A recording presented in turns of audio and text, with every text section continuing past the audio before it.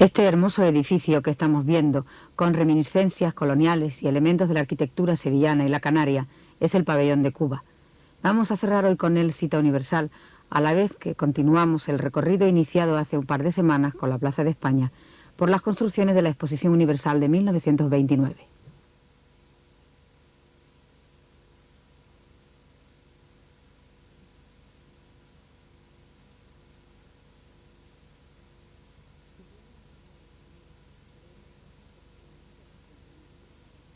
Situado en la avenida de La Palmera, sobre una extensión de casi 2.400 metros cuadrados, el Pabellón de Cuba fue diseñado por los arquitectos cubanos Evelio Gobantes y Félix Cabarrocas y dirigió las obras el arquitecto militar Luis Hernández Sabio. La construcción comenzó en febrero de 1928. Fue, como es frecuente en Sevilla, un invierno lluvioso, lo que supuso una dificultad añadida a las ya existentes para conseguir los materiales deseados, especialmente la piedra, tan poco usada por estas latitudes. También jugaba en contra el poco tiempo que quedaba para la inauguración de la exposición, pero, a pesar de todo, el edificio estuvo terminado justo en su momento.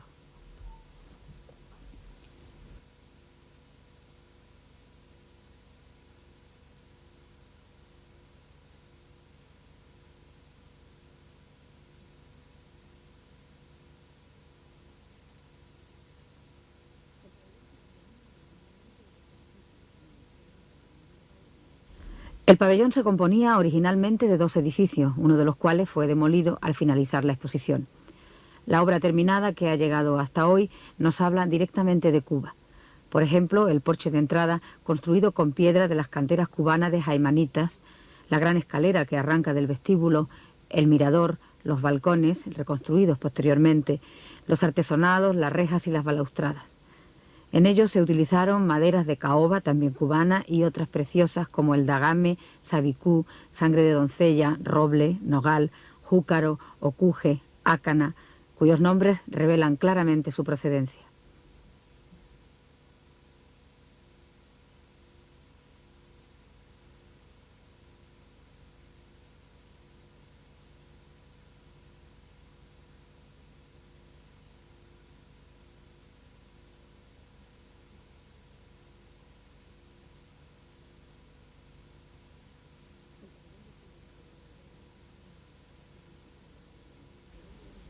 El pabellón de Cuba, que hoy alberga las oficinas del Patronato Municipal de la Vivienda, fue restaurado en 1983 con un criterio que buscaba la recuperación del edificio primitivo y su adecuación al nuevo uso. El objetivo se consiguió sin duda y el pabellón se conserva para el futuro con todo el estilo y la belleza de la arquitectura colonial.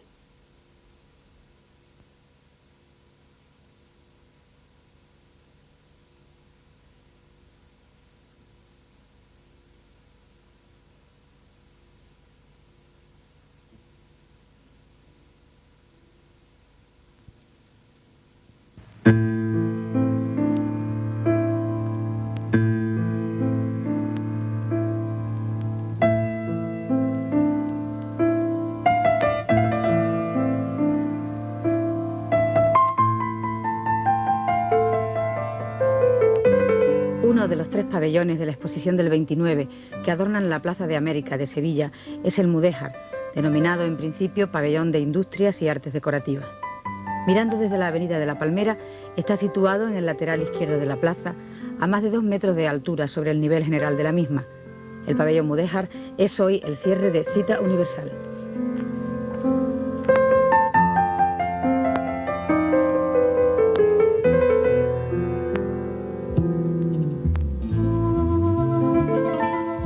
Probablemente una de las razones de la armonía y belleza de la Plaza de América es que está pensada por la misma cabeza y dibujada por las mismas manos. De ahí que todo el conjunto encaje a pesar de los diferentes estilos arquitectónicos de los pabellones. Su autor fue el arquitecto sevillano Aníbal González. El proyecto del pabellón Mudéjar fue el primero, aprobado en 1912, año en que comenzaron las obras. Su coste total fue de casi 750.000 pesetas. La construcción del edificio terminó en marzo de 1915 y un año después los reyes de España inauguraron la plaza. Faltaban aún 13 años para el comienzo de la exposición.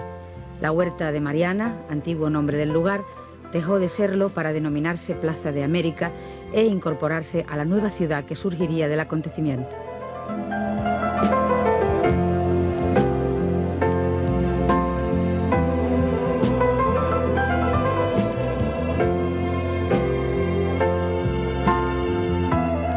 Los expertos encuentran en el pabellón mudéjar una clara referencia a las construcciones palaciegas del Medio Oriente Islámico del siglo VIII y entienden que hay en él una interpretación magistral de la esencia de la arquitectura mudéjar, aunque incluya elementos de otros estilos.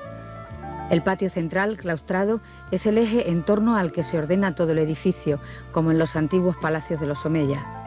Arcos de medio punto y de herradura, esbeltas columnas de mármol con anacrónicos capiteles corintios, decoración de azulejos pintados, de tradición renacentista, artesonados y vigas de madera al descubierto, dan idea de los elementos mezclados que utilizó el arquitecto. Entre los materiales usados destacan el ladrillo visto, a veces labrado, el mármol en suelos y columnas, la cerámica vidriada y el hierro forjado para los elementos decorativos y la teja árabe para las cubiertas.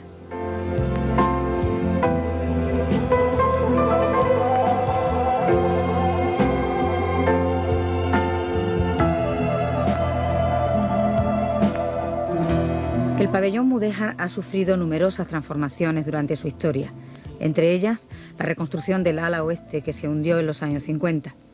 A mediados de los 60 se dota de entreplanta a todas las alas que tienen doble altura y se modifica la torre oeste de la fachada principal, con una escalera de acceso a la zona que se acondiciona como vivienda del conserje. En las mismas fechas se abren lucernarios en diversas salas. En 1972 se efectúan las obras de adaptación para el Museo de Artes y Costumbres Populares y a principios de los 80 el arquitecto Fernando Villanueva realiza obras de restauración para solucionar los graves problemas de impermeabilización y saneamiento que tiene el edificio. También han sido muchos los usos que ha tenido el pabellón mudéjar desde su inauguración en 1915. En los años siguientes fue sede de exposiciones y congresos. En 1921 y 1922 fue utilizado como hospital de la Cruz Roja para atender a los heridos de la Guerra de Marruecos. Durante la exposición iberoamericana se dedicó a la muestra de obras de arte antiguo. Posteriormente volvió a ser sede de exposiciones y también se alberga en él la hemeroteca municipal. Finalmente, tras la creación del Museo de Artes y Costumbres Populares, se utiliza exclusivamente para este fin, aunque esporádicamente se instalen en algunas de sus salas distintas exposiciones artísticas.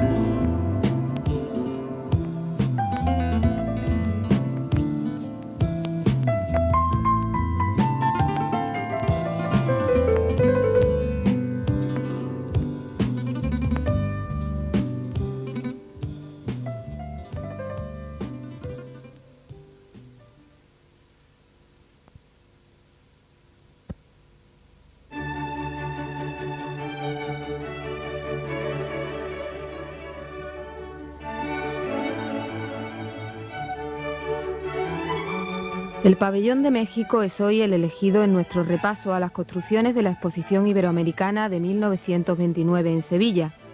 El conjunto formado por el edificio y lo que en él se mostró hizo que fuera el pabellón extranjero más apreciado del certamen. Con él vamos a cerrar hoy Cita Universal.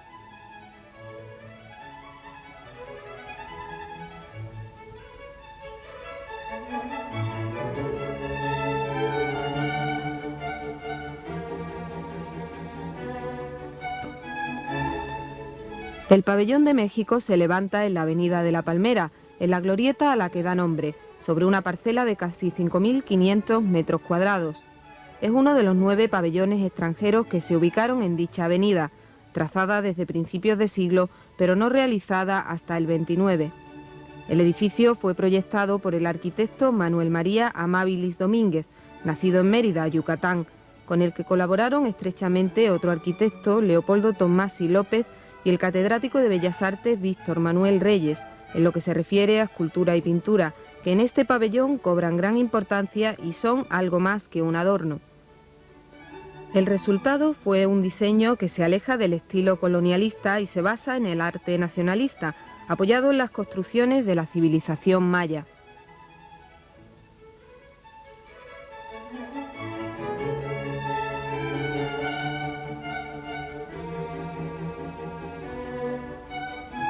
El pabellón de México es uno de los pocos que se conservan que no tiene uso actual.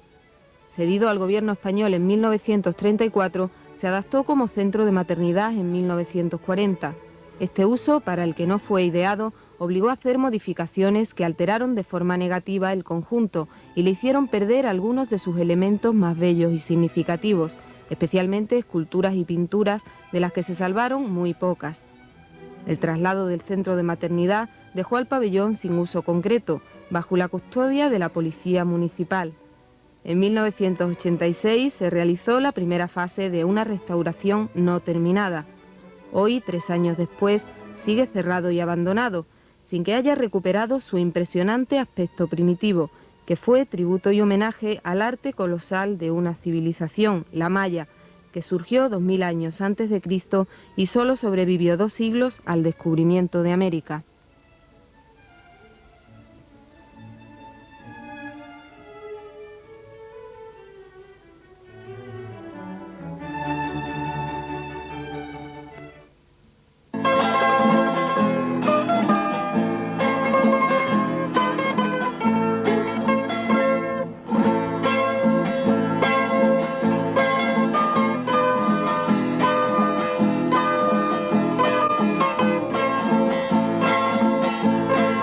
Hoy vamos a dedicar los últimos minutos de Cita Universal al pabellón de Colombia, situado en la Avenida de la Palmera, como muchos otros pabellones extranjeros de la exposición sevillana del 29. Solo Colombia y Guatemala delegaron en la organización de la exposición la construcción de sus pabellones. En el caso de Colombia, fue el arquitecto José Granados de la Vega el encargado de llevar a cabo la obra.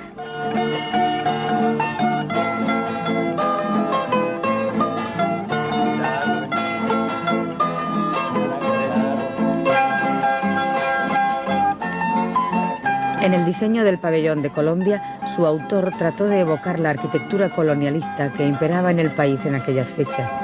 Así, recuerda a los monumentos construidos por los españoles durante los virreinatos del siglo XVIII, especialmente las iglesias, como es evidente en las 2 torres gemelas que culminan la fachada. El edificio, de 2 plantas, tiene una superficie construida de 1.200 metros cuadrados y es probablemente uno de los más pequeños de la exposición del 29. El ladrillo es el elemento básico, junto con el cemento, con el que están hechos casi todos los elementos decorativos exteriores. Destacan los frisos cerámicos que adornan la fachada, con motivos de flora y fauna tropical, y los 2 guerreros que guardan la entrada.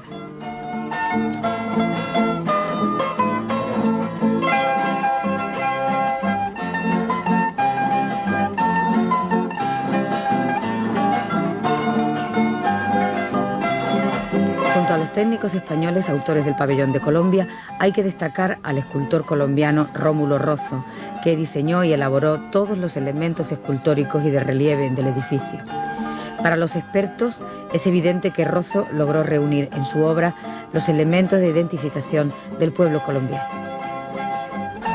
Durante la celebración de la exposición y junto a los productos nacionales representativos, el pabellón de Colombia acogió excepcionales exposiciones de arte precolombino.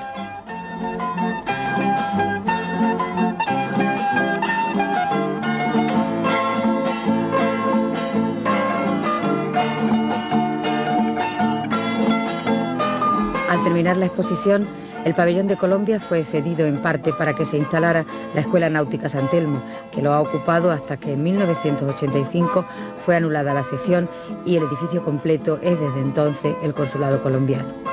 Según un Real Decreto del año 29, el edificio debe revertir de forma gratuita al Ayuntamiento de Sevilla el 22 de noviembre del año 2005, aunque el consulado realiza gestiones para conseguir que se posponga la entrega y el pabellón, donde ya se reúnen elementos para la exposición del 92, pueda seguir siendo sede de la representación diplomática colombiana.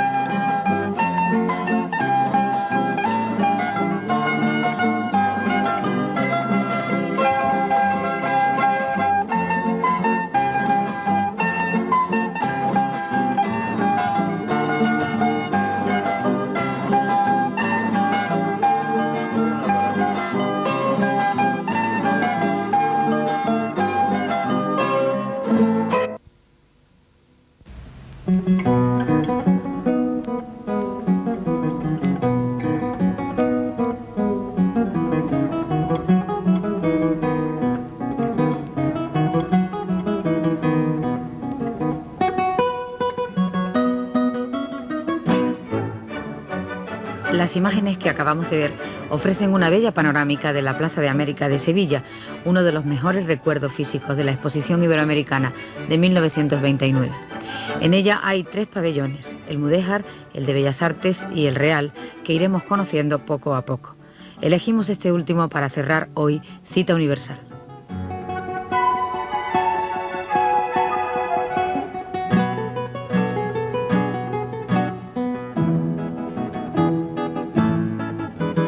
El pabellón real, o de la Casa Real, fue diseñado por el arquitecto Aníbal González, autor de la Plaza de España, en 1912.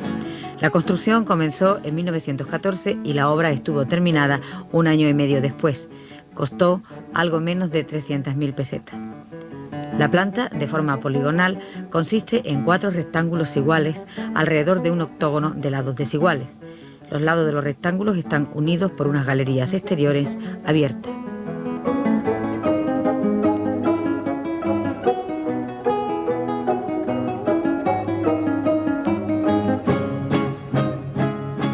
Las características del pabellón real responden a una arquitectura historicista que utiliza elementos nacionalistas del gótico tardío.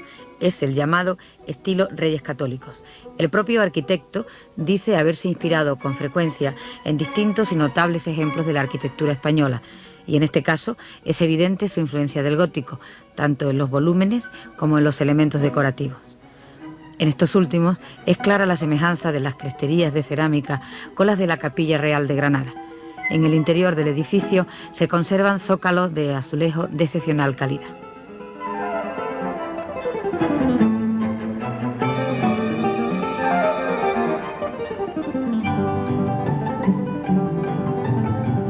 El estado de conservación del pabellón real es bueno en general en el exterior.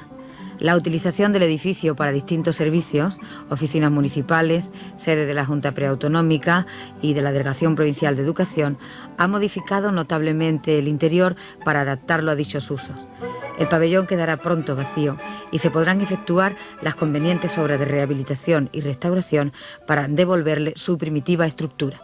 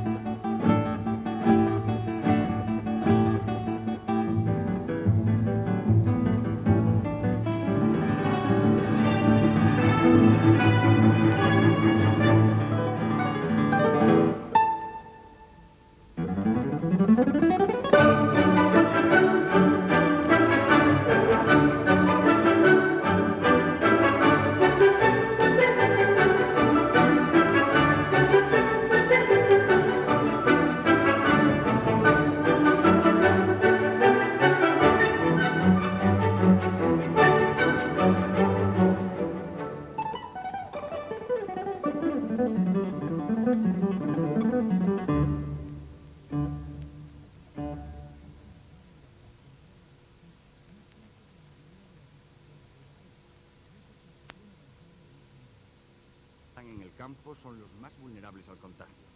Chinches y garrapatas son transmisores de la enfermedad. Lo son también determinadas aves como las urracas, que pueden transportar residuos contagiados. La cabaña de cerdo ibérico. Terminamos hoy Cita Universal dedicando unos minutos a uno de los monumentos emblemáticos de Sevilla, fruto de la otra gran exposición vivida por la ciudad, la Plaza de España.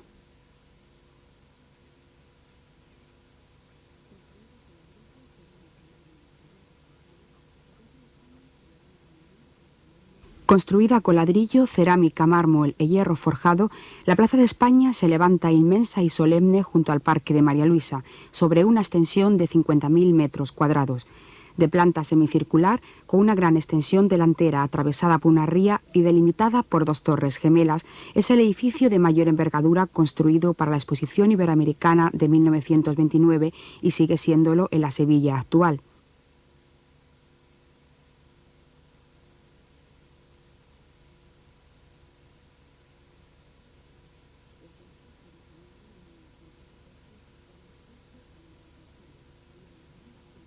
La plaza fue diseñada en 1914 por el arquitecto Aníbal González, una de las grandes figuras de la arquitectura andaluza. La construcción comenzó inmediatamente y costó 14 millones de pesetas. Su autor, que era también arquitecto de la exposición, no concluyó la obra ya que en 1926 abandonó el cargo por diferencias con el comisario recién nombrado José Cruz Conde.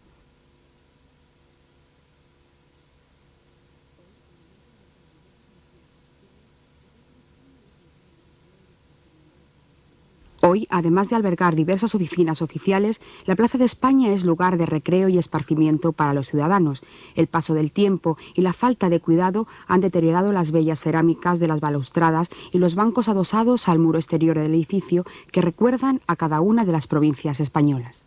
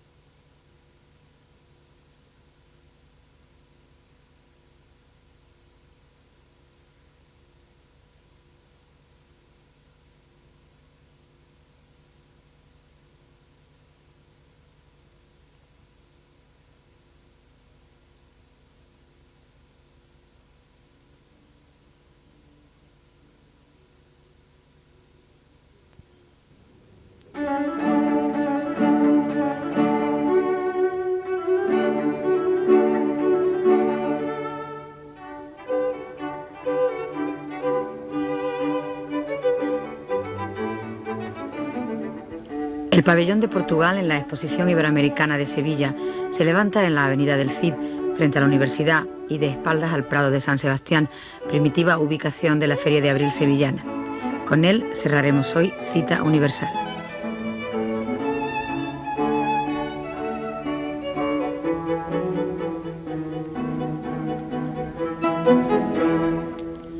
Rodeado de muros y verjas de hierro, el pabellón de Portugal es un hermoso edificio de peculiares características, entre las que destaca, a primera vista, la cúpula que lo remata. Cubierta de tejas, al igual que el resto de la techumbre, tiene cierto aire de pagoda, o así nos parece, tal vez en lejano recuerdo a las colonias portuguesas del Oriente. El edificio fue diseñado por los arquitectos hermanos Rebello de Andrade e inaugurado en marzo de 1929.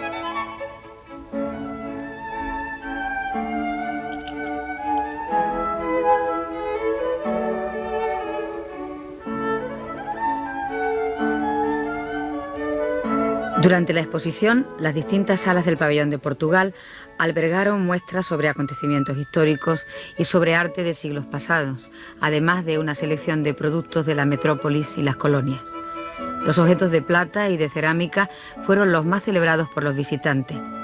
Funcionó además una oficina de información que satisfizo el interés por cuestiones comerciales de las colonias y colaboró en la orientación turística de muchos de los visitantes de la exposición que querían conocer Portugal.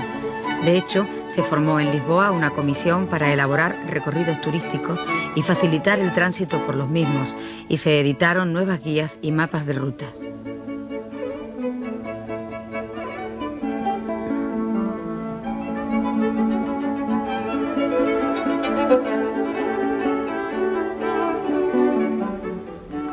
El estado de conservación del pabellón de Portugal es bueno en general, ya que ha sido restaurado en los últimos años y además tiene un uso permanente, puesto que sigue siendo la sede del consulado portugués en Sevilla.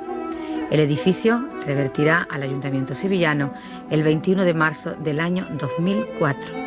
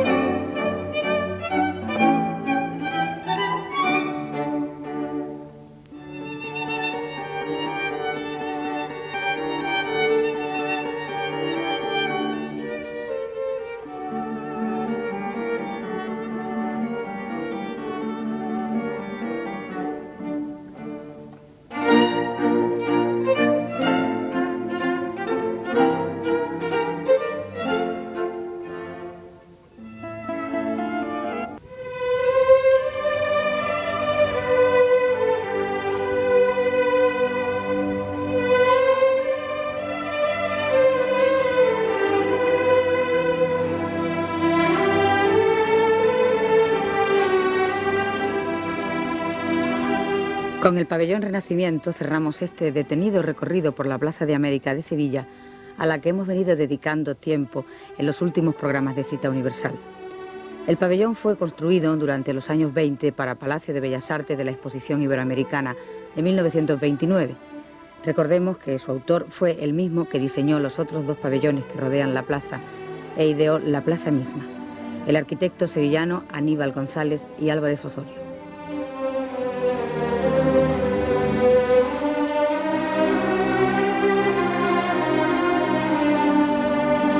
La dedicación del edificio a Palacio de Bellas Artes está reflejada en las estatuas colocadas en hornacinas en distintos lugares de la fachada y en los labrados de las puertas de caoba, con temas alegóricos y expresa indicación a destacados artistas, músicos y escritores, con especial referencia al pintor sevillano Bartolomé Esteban Murillo.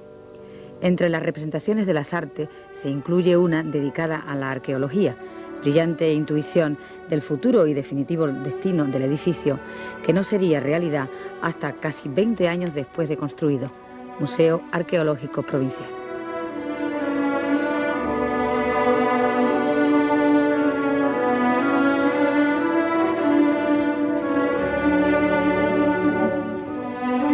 Terminada la exposición iberoamericana, el pabellón de Bellas Artes, propiedad del Ayuntamiento sevillano, quedó sin uso hasta la Guerra Civil, en la que sirvió durante un tiempo como hospital para los soldados italianos que intervenían en la contienda. Y acabada la guerra, el pabellón quedó de nuevo vacío hasta que el último día de diciembre de 1941 el Ayuntamiento acordó cederlo al Ministerio de Educación para que instalara en él lo que llegaría a ser el Museo Arqueológico, contando como primeros fondos con la colección arqueológica municipal. Las obras de reforma y adaptación comenzaron en marzo de 1942 y aprovecharon los amplios espacios y la magnífica luz natural que ya tenía el edificio y, en general, sus excelentes condiciones para la exhibición de piezas arqueológicas.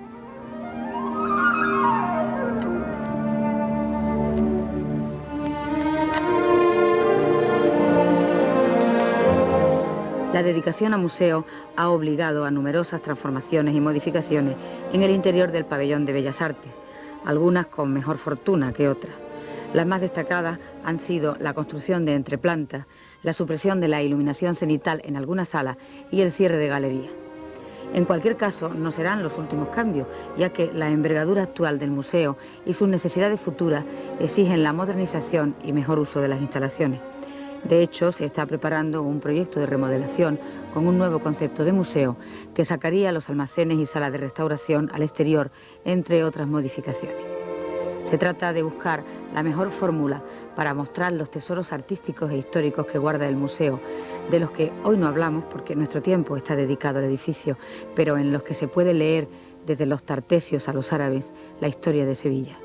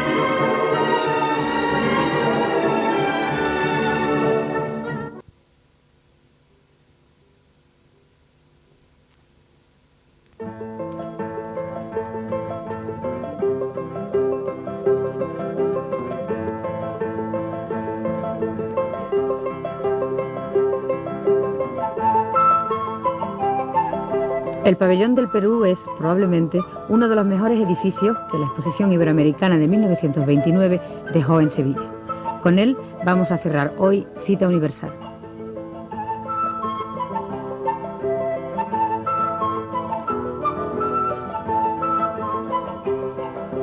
Situado en los jardines de San Telmo, en una parcela de más de 5.300 metros cuadrados, el pabellón del Perú fue diseñado por el arquitecto cordobés Manuel Piqueras Cotolí, formado en Toledo y Roma, y que fue catedrático de escultura de la Escuela de Bellas Artes de Lima desde 1929. Allí murió en 1937. Para explicar el edificio y el trabajo de su autor, vamos a utilizar las palabras de dos arquitectos, Aurelio del Pozo y Enrique Haro, autores de una monografía sobre el pabellón del Perú. Ellos dicen: el edificio constituye un manifiesto ideológico, la voluntad ilusionada de plasmar de forma constructiva las peculiaridades de la cultura y la forma de ser de la sociedad a la que representaba.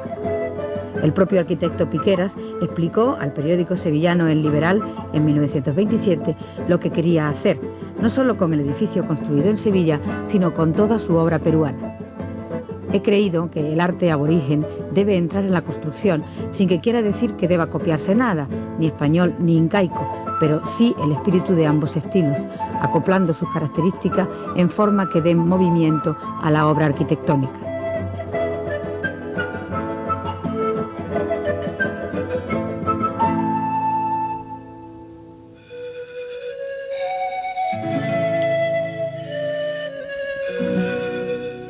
Ladrillo, piedra y madera de caoba, traída de Perú y Brasil, son algunos de los materiales usados en la construcción del pabellón del Perú. Los balcones son verdadera filigrana de madera tallada. Dioses incas, flores y animales del país de origen adornan distintos lugares del edificio, en el que destaca la magnífica belleza del patio central. Todo ello le da, junto al exotismo, un toque de grandiosidad y misterio.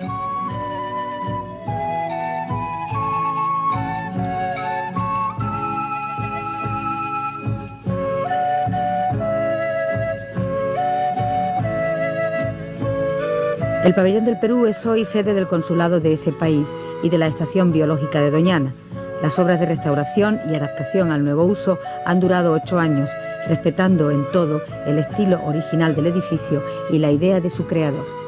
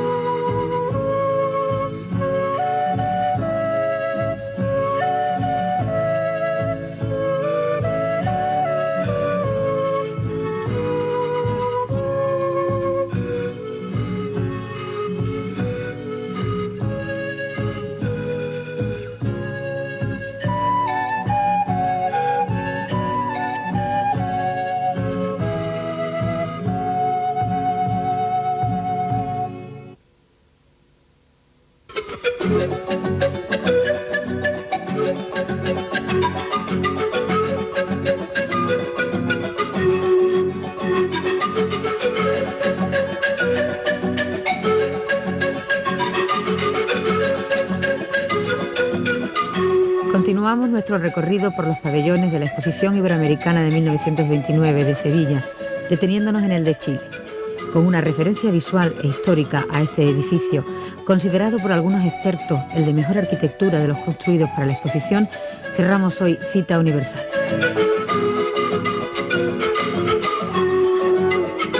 El pabellón de Chile se levanta en los jardines de San Telmo, junto al Paseo de las Delicias, y ocupa casi 2.700 metros cuadrados. Fue diseñado por el arquitecto chileno Juan Martínez Gutiérrez, que tenía solo 28 años cuando ganó el concurso de proyectos promovido por la Comisión Chilena para la Exposición del 29. Las palabras del propio arquitecto, recogidas por el periódico El Liberal a su llegada a Sevilla en 1928, reflejan con precisión lo que quería conseguir en el pabellón de Chile. El conjunto interpretará el espíritu chileno sin recurrir por ello a motivos coloniales, sino a agrupaciones de volúmenes, pintura y escultura capaces de sugerir el ambiente de un pueblo y hacernos adivinar su cultura. Expresar los plácidos remansos de las costas chilenas y la orografía titánica de los Andes. Ladrillo, madera y hormigón armado, piedra natural y mármol rojo son los materiales básicos utilizados en la construcción del pabellón de Chile. Cedido al Estado español en 1930, fue hospital de sangre durante la Guerra Civil y finalmente se dedicó al uso previsto en la cesión, Escuela de Oficios y Artes Aplicadas, que es lo que sigue siendo hoy, además de sede del consulado chileno. 60 años después de su inauguración, el pabellón de Chile se conserva en buen estado, aunque sin el magnífico esplendor de aquellos días.